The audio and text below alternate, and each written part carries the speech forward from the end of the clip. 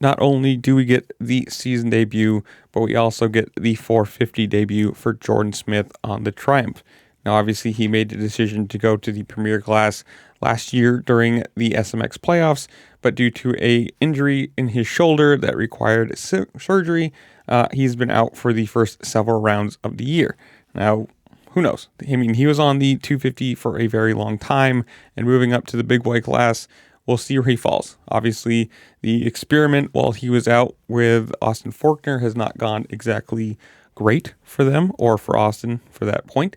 So we're going to see where Jordan comes into this. Is he fit? Is he competitive? Is he going to, be a 15 to 18 guy, or is he going to be a top 10 guy? Obviously, there's some gap in there too, but he could be anywhere under the sun.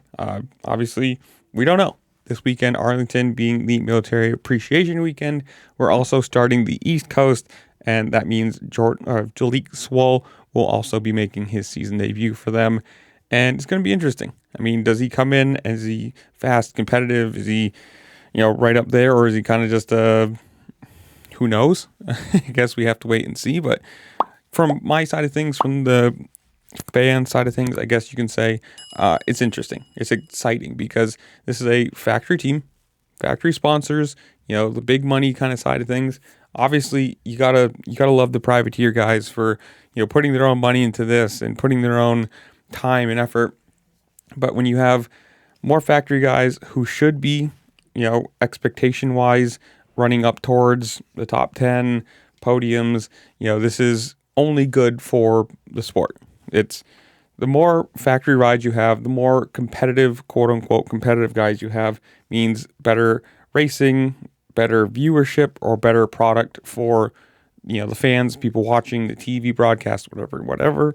And I'm excited to see where he falls. I mean, obviously being out for the half of the year, he's going to be maybe not up to race pace, but hopefully he's not an anchor. I don't know, he's not going to be sitting in the back, just kind of rolling around. I doubt that's going to be the way, but it's going to be interesting, at least for me.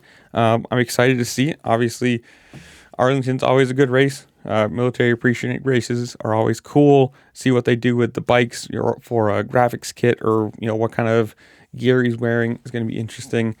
But this is where I'm going to leave you guys. Comment down below. You guys tell me, where do you think he fits? Who do you think wins the 250 East class? Who wins the 450 title? Whatever it is, comment down below. Tell me what you think while you're down there. Make sure to like, share, subscribe. Do all the fun things this platform lets you do, because it does really help me out, and I appreciate it. And with that, I'll see you later. Peace.